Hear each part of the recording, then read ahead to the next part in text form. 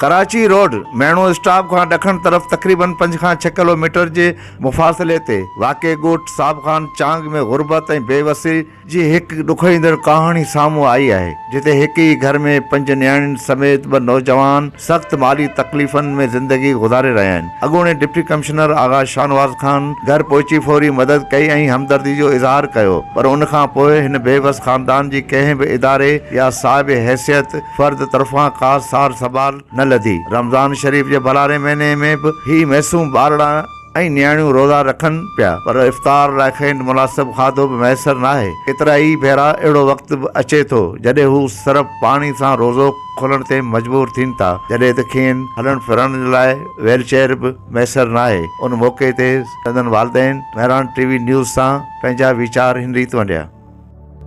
जीअं शाहनवाज़ देसी साहब हुते कुझु न कुझु असांजी मदद कई। उन वेहण खां पोइ 5 साल पियो हले, कंहिं न AC न DC कंहिं बि असांजी मदद न कयोसीं। वोट ॾियूं न कंहिं उन असांजी मदद कई, केर बि मदद करण वारो असांजो कोन्हे। अलाह खां सवाइ ॿियो का शइ कान्हे। असांजो वसीलो ॿियो बि को बि कोन्हे को। पाण मुंहिंजी ऐं त पीरसन माण्हू मुंहिंजे तंहिंखां त मज़दूरी बि मूंखे मज़दूर बि नथो को बीहारे। ऐं तंहिंखां सवाइ असांजा इहे रोज़ात आहिनि, उहे बि जेके आहिनि से पाणीअ ते रोज़ो खोलींदा आहिनि। ॿी त का असांखे ज़रियो कोन्हे को। हाणे जिथे वञे थो न त उते त चवंदा था बाबा हेॾां वञो होशियार कमेटी वारनि त AT जेके आहिनि से ठहियूं था, वञो बैंक में था वञूं त कार्ड था आणूं, कार्ड खाली था अचनि। हिकिड़ो पर्सल उन्हनि जेको सो गुम करे छॾियो।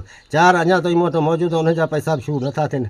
हे जॾहिं आहिनि जेके से मुंहिंजे कंध में आहिनि से ऐं केॾांहुं वञा जेके ठेके पाणीअ ते रोज़ो खोलींदा उन्हनि त पाणी अटे जा पैसा कोन्हे मूं वटि। ऐं केॾीमहिल त सर रोज़ो पैसे जॾहिं रखियो छॾीनि।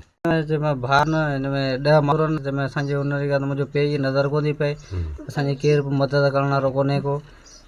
अच्छा, हिन व्हीलचेयर कोन्हे? व्हीलचेयर बि कोन्हे हिननि वटि। में ॿाहिरि चाहे कीअं वञनि चाहे हूअं अञा व्हीलचेयर हुआ पहिरीं आगा शाहनवाज़ न हुआ। तंहिंखां पोइ हाणे त हुन बैटरी बि कोन्हे की न को सोलर आहे।